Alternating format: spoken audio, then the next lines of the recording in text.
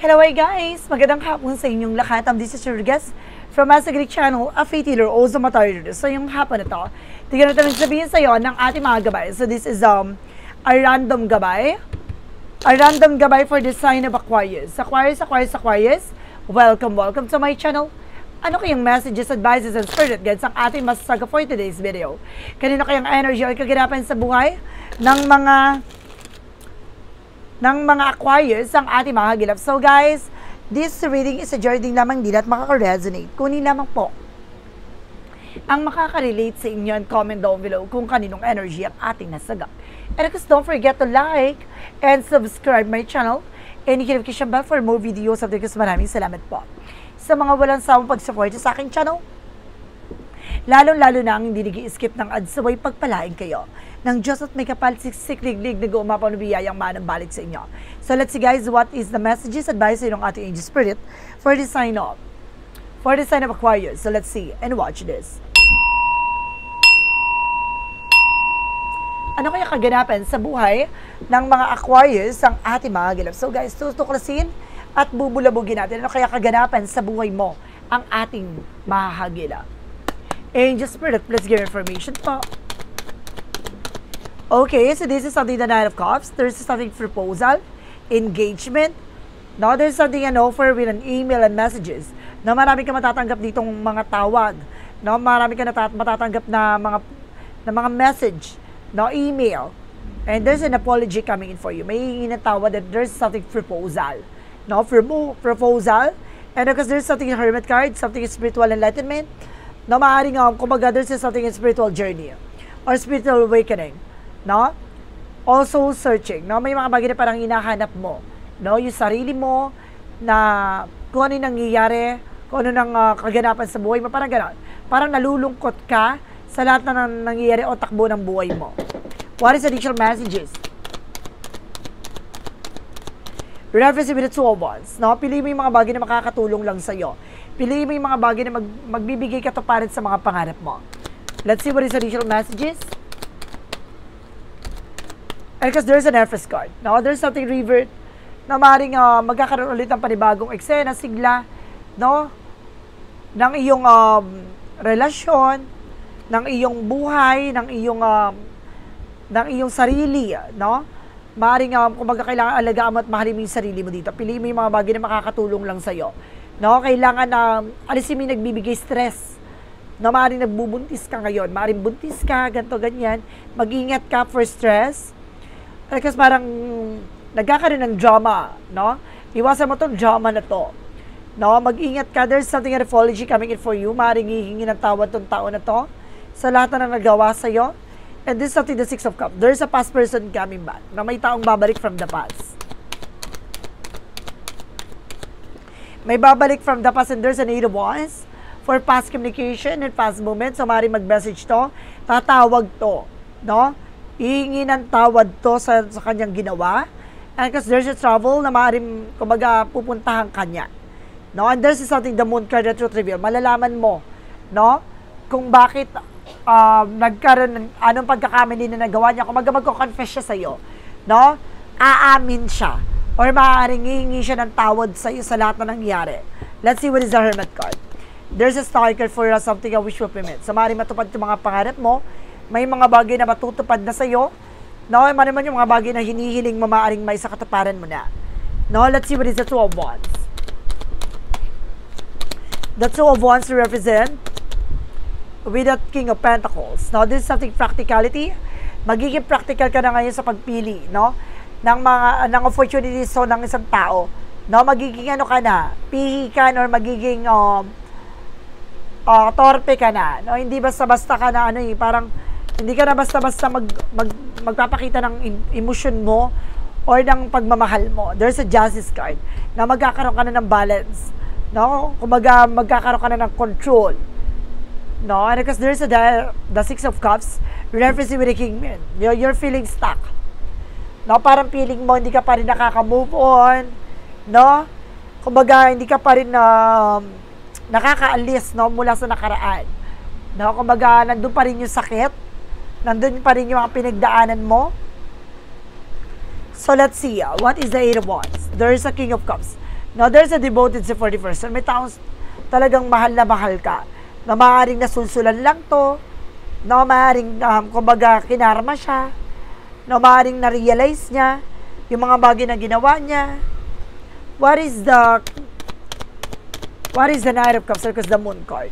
Referencing with the Queen of Cups. No, magkakaroon ng emotional healing dito. Na magiging kalmado na yung pakiramdam mo. Na magiging magaang na ang kalooban mo. Kumaga, magpapatawad ka rin dito. No? What is the Hermit card? Because the Star card. Referencing with the Ten of Swords. No, parang makakalaya ka na. Makakawala ka na sa lahat na nangyari sa buhay mo. No? Nagkaroon ng sabotahe, nagkaroon ng betrayal. Kumbaga ngayon nahanap mo na yung sarili mo. No? Kumbaga natutunan mo ng palayain, no? Yung lungkot na dala-dala. No? At bagahin na dala-dala mo. No? Kumbaga nagkaroon ka na naka-recover ka na from that pain. And this is the Sun card. There's something pure positive outcome. Magiging magandang kalalabasan dito. Kumbaga pipiliin mo yung mga taong pagkakatiwalaan mo na. Na magiging wais ka na. Magiging matalino ka na. How to handle and manage your life. What is the Empress card? Was the Justice card. Represented with the Queen of Pentacles. There's something good sense pagdating sa entrepreneur. No, magkakaroon ka ng bagong negosyo, bagong trabaho dito. No, makukuha mo yung mga pinagpaguran mo. O magiging balance at magkakaroon ka ng good karma talaga. What is the Six of Cups? Because the Kingman. Referencing with the Three of Wands. Darating na siya. No, hinihintay mong dumating pero darating na siya. No, maaaring ilang araw lang to nandyan na. No, ilang linggo lang nandyan na. And there is an Eight of Wands because the King of Cups. Referencing with the Seven of Wands, no? You are being protected. Po protection at papangalagaan mo yung sarili mo. No? Kumbaga, kailangan mo lang baguhin yung attitudes and discipline and respeto mo. No? Kailangan may respect pa rin sa isa't isa. No? For the outcome, represent with the Ace of Cups. No? Itong tao na to, babalik siya with a brand new. No? Babalik siya ng bago na siya. No? At mahal na mahal ka na niya. And this is something, the Eight of Cups for something moving forward. At makaka-moving forward na kayong dalawa. No? At para makaka-move on na kayo sa lahat na nangyari. And there's a Knight of Wands na nagtiyaga ka, naghintay, nagtiyaga ka sa lahat ng bagay na to. May isa sa katuparan mo to. And kasi sinasabi dito, there's a Four of Wands, no, na maaaring hantong to sa kasalan, na maaaring magkakaroon ng home family gathering events, maaaring magkita kayo nito, maaaring pupunta siya sa birthday mo, no, maaaring pumunta dito ng birthday mo, maaaring kumbaga, maaaring magkita kayo sa of nowhere, kasal, or either binyag. Basta there's something, an event, na may event dito. And this is the Ten of Wands, something, a recovery. No, makaka-recover ka na. Kumarin some of you guys, no, maaaring lilipat na kayo pag nagkabalikan kayo, magkakaroon ng relocation dito. No, babaguhin nyo na yung sarili nyo sa isa't isa. One more card to clarify pa for the outcome. There's a Three of Swords. No? Kumbaga, lalayo na kayo sa nagbigay ng sakit at paghihirap sa inyong damdamin. No? Kumbaga, matututunan nyo ng magkaroon ng distansya pagdating sa mga nararamdaman nyo. No? Ibig sabihin yung mga masasaktan kayo. No? Kumbaga, babaguhin nyo na yung magkakaroon na kayo ng insensitive. No? Or sensitive, no? Ganon. So, let's see what is additional messages. Pagdating sa career. Pagdating sa career mo, guys, there's something na high for lesson learned. Matututo ka na how to manage and control your money. And there's a Ten of Pentacles na magkakaroon ka ng long-term success. No? Long-term accomplishment. And this is something, guys, with a financial windfall. Maring lalago lang yung finances. And there's a Two of Swords, no? Kumbaga, mag-iingat ka sa mga buyo, sa mga bullies. Pero kasi mga taong nangungutang sa'yo, nandyan lang pag kailangan ka. No, iiwas ka na sa mga tao na to. And there's a Three of Cups, especially with your friends, especially with your family, toxic family. One more card, please.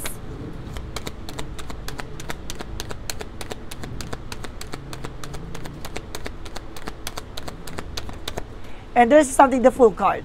No, there's something, a live with faith. No, kumbaga ngayon magtitiwala ka na sa sarili mo. na magkakaroon ka na ng bagong simula, no? Panibagong pag-asa, no? Na matututunan mo na, no? Kung paano magtiwala sa sarili. And there's an Ace of Swords with a breakthrough, no? Naliwanagan ka na sa lahat na nangyari. And of course, marunong ka, kumbaga matututo ka na mag-manage ng finances mo, no? At protection yung mga bagay na pinaghirapan mo. So, let's see. About naman tayo for love life. So, there's a Death card. Ang laking pagbabago sa inyong relasyon, no? Papakawalan nyo na dito yung tamang hinala, no? Yung toxic attitudes, no? Kumbaga, ang laking pagbabago sa inyong relasyon. No? Ang laking pagbabago. And there's a Magician with manifestation, no? Kumbaga, ngayon may tiwala na kayo sa isa't isa, na matutupad nyo na yung mga pangarap sa isa't isa, at magkakaroon kayo na there's a transition. Ang laking pagbabago talaga, no? Maaaring gusto niya lumipat ng tahanan, magkaroon na kayo ng sariling bahay, no? Magbubukod na kayo, and there's a Six of Pentacles for balance, no? There's a giver receiving something by the universe. Magtutulungan na kayo, no? Sa buhay niyong dalawa, no? Matututo na kayo na mag-ipon, mag-imbak, at magtulungan. Pagdating naman tayo sa health, sa kalusugan nyo, there's an Eight of Pentacles. Mag-focus kayo sa mga bagay na makakabuti sa inyong kalusugan. There's a Devil card. Umiwas kayo sa mga tukso at bawal. Now, some of you guys may gumagawa sa inyo ng black magic dito para lagyan kayo ng karamdaman. There's a King of Wands. No, dapat alam nyo yung for medical or for your spiritual problem. There's a Knight of Swords. No, pero makaka-recover na kayo, makakaalis na kayo. No, there's a Knight of Swords. Some of you guys nagkakaroon pa rin ng anxiety, sleepless nights. Iwasan mo mag-overthink, no? And there's a Three of Pentacles for something unity. Maaaring pinagtutulungan ka na dito, kaya hindi ka makatulog. No, some of you guys, no? Maaaring inaaswang ka na, no? So, let's see what is an overall outcome, all areas of your life. Ano yung pinaka-overall dito? And there's a Seven of Swords, sneakiness. No? Maraming nakasubaybay, maraming nakatingin sa inyo. And there's a Six of Wands for a victory is yours. Magtatagumpay pa rin kayo. No? And because the King of Swords, something, stop the pattern, puputulin nyo na yung mga bagay na walang kaugnayan sa inyo, yung mga bagay na hindi magsiserve. No? Alam nyo yung mga chismis, mga chika, hindi nyo napapansinin. No? There's an Ace of Wands for a new project, new plans. Dito papasok ang mga bagong plano sa buhay nyo. Hindi na kayo magpapadala ng mga opinion, yung mga sasabihin ng iba. Tapos matututunan nyo na bumuo ng plano, pangarap, no? Alisin nyo yung mga bagay na hindi nagsiserve sa inyo. Iiwasan nyo na yung mag-isip ng negatibo. Lilinisin nyo to. Kailangan nyo mag-cleansing, guys, no? Kailangan nyo mag-cleansing sa sarili nyo. May cleansing tayong tinatawag kapag dating sa mga manggagamot. Ganyan, lilinisin kayo ng manggagamot. Pero kaya nyo rin linisin yung sarili nyo with the cleansing, no? Bibigyan ko lang kayo ng konting tip. Pag mag-cleansing kayo, maglalaga kayo ng dahon ng atis. 9 na piraso. No? Dahil ilalago nyo yun, tapos isiset aside nyo, tapos lalagyan nyo na konting asin, yun yung huling banlaw na gagawin nyo pag naligo kayo. And of course, some of you kapag nasa international, wala kayong dahon ng atis, pwede po yung dahon ng tanglad or lemongrass, no? Na makakatulong for you for cleansing, no? Ganun din ang gagawin. Ilalaga nyo din siya, 9 na piraso. Then of course, pag nalaga nyo na, set aside, lagyan ng konting asin. Dahil kasi paligo nyo huling balnaw, that's it. No? Kapag inaaswang naman kayo, kung wala kayong buntot pagi dyan, no? Pwede naman kayong mag-refresh, ng asin na may bawang, no? Sa bawat sulok ng inyong kwarto, no? Especially sa bintana maglagay, no? Kailangan clear glass po iyon, no? Clear glass. Then of course, kapag natunaw siya, ibig sabihin malakas ang negative energy na dala doon, no? And of course, kapag hindi pa rin siya nag-work, kailangan nyo na protection na ilalagay sa inyong tahanan, sa inyong bahay, no? Some of you guys, meron naman tayong tinatawag na incense stick, no? Meron naman tayo pwede ka mag-incense na, pero kasi may orasyon yun eh. Na baka mabulabog mo lang yung mga inkanto or negative elements. So, may mga binibigkas kasing mga orasyon doon, Latin yon, no? Kaya kailangan maging aware kayo. Then of course guys, no? Yun lamang po. So, this is something guys with a random gabay, no? For the sign of Aquarius. So, Aquarius, maraming salamat for this wonderful reading. So, gusto nyo man panood yung extended reading nito, extended random gabay, we have also the angels messages, angels advices, and of course, there's something, an angel's number and messages, especially with we have also with a clarify for love situation, para maliwanagan kapag dating sa buhay pag-ibig. And of course, there's something with what lies beneath with the hidden future, para malaman natin yung mangyayari sa inyo sa hinaharap. No, at the same time, there's something a path of the light na magsisilbing liwanag sa inyo. And of course, there's something a shadow works na magre-represent with motivations. And ito yung pinaka-favorite ng ating mga viewers, guys, no? Ang pick a card, yes or no. No, we have answer dito with a 1, 2, 3. Pipili kayo doon. Mag-iisip kayo ng question, of course, isa lang ang pipiliin nyo para maging kasagutan sa mga katanungan nyo. So, maraming salamat, guys. So, once again, this reading is a journey lamang nila at makaka-resonate. Kunin lamang po makaka-relate sa inyo at comment down below kung kaninong energy ang ating nasagap. And of course, don't forget to like and subscribe my channel and hit notification bell for more videos update. Kasi maraming salamat po sa mga walang sawang pag-support sa aking channel, lalo-lalo nang hindi nag-skip ng ads away pagpalain kayo ng Diyos at may kapalisiksik, liglig na gumapo na biyayang manong balik sa inyo. At maraming salamat and see you in the next video. Bye-bye and babush!